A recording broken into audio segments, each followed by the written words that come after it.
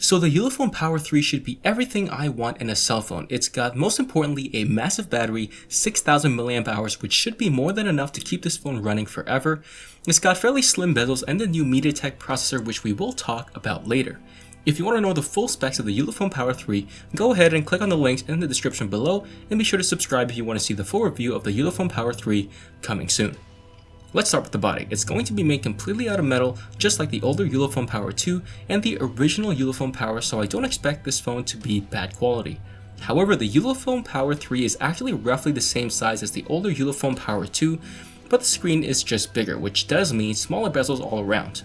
It's about 2mm longer and 1mm skinnier than the second Power, and the screen will be 6 inches in the new 18:9 format. Now I'm going to talk about companies photoshopping their promo images. Don't get me wrong, all companies do that, it's really nothing new, but what companies don't usually lie about is the dimensions of the product, so we can actually use that to figure out how big the bezels are versus the photoshopped images. So all 18:9 ratio 6-inch displays are the same size, so we can just compare dimensions between products. So take the Coolney K1. This phone has the same size screen and one of the slimmest bezels available, and honestly looks amazing. While the Ulefone Power 3 is about 2mm wider than the Coolney, and you might not think that's a lot, but on side bezels 1mm on each side is not small at all, meaning that the Ulefone Power 3 will have bigger side bezels than the Coolney K1 guaranteed. It's also 2mm taller than the Coolney, so do expect the bezels on this to be a little bit bigger. That being said, the fact that Ulefone managed to fit such a massive battery into the same size phone is still very difficult, and great job. Oh, and the Ulefone Power 3 better have USB-C or I'm boycotting. Let's combine the display and the audio into one section here.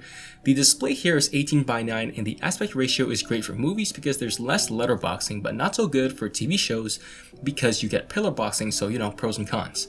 Going off the previous Ulefone Power 2's display, it was pretty good, so I don't expect it to be any different. The Ulefone Power 2's audio was not great, so I hope they improve the speakers this time on the Ulefone Power 3.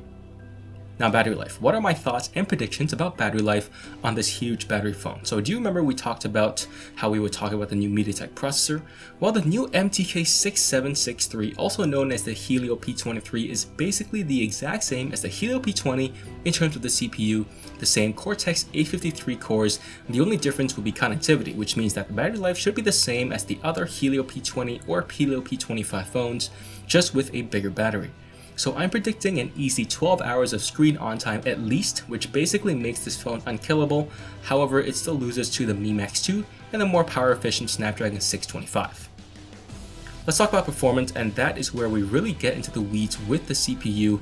This uses the new Helio P23, and the only other phone using the new Helio P23 is the Oppo F5. So this will be the second phone in the world to use this new SoC. Sadly though, the Helio P23 uses the exact same CPU setup as the Helio P20, so there is no increase in speed, at least theoretically. The Helio P23 and the Helio P20 both use a 16nm manufacturing process and 8 Cortex A53 cores clocked at different speeds. To make it clear, the Helio P25 also uses the exact same setup, the cores are just clocked a little bit higher. However, the Helio P23, according to the GSM Arena, actually scores just as good on benchmarks as Snapdragon 625, which I'm a little bit skeptical about. It sits between the Mi Max 2 and the Redmi Note 4. That being said, my personal experience with the Helio P25/P20/P23 is that performance is slightly slower than the Snapdragon 625, so based on this info, I'm still expecting the Ulefone Power 3 to perform slower than the Redmi Note 4 and the Mi Max 2. It should be able to play all the latest games though. Let's move on to connectivity, and this is where it gets really interesting. MediaTek basically turned off all the goodies in terms of connectivity when you bought the Helio P20 chip, so that you were forced to get the higher end Helio X30 chips to get all the good stuff. However, here MediaTek has turned on some good stuff in the P23, namely VoLTE or Voice over LTE and ViLTE or Video over LTE. Both SIM cards can use 4G LTE as well, so all you guys who want VoLTE, especially in India, the Helio P23 is the chip for you. In addition, the Ulefone Power 3 will support dual band Wi-Fi, so that should provide much faster download speeds. Finally, the camera, and this is one more area where the new Helio P23 will also be improved, and that is the ISP, or the Image Signal Processor. The Helio P20 and Helio P25 both use Image IQ 1.0, but the new Helio P23 will have Image IQ 2.0. ViLTE promises to minimize aliasing, grain, and denoise and remove chromatic aberrations, as well as low light improvements, but whether these are huge improvements or non-existent, we will have to see ourselves. So those are my thoughts on the Ulefone Power 3. The first unit should start shipping out in about a month, so we'll have to wait and see. Again, if you want to complete specs on the Ulefone Power 3, click on the link down below. So I want to hear from you. Let me know what your thoughts are about the new Helio P23 chipset that I talked about quite a bit.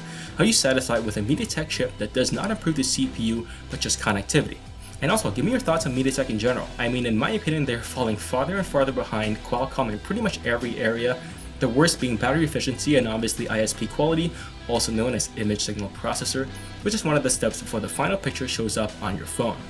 Leave a comment down below, likes and subs are appreciated, thanks for watching, and I'll see you guys in the next one.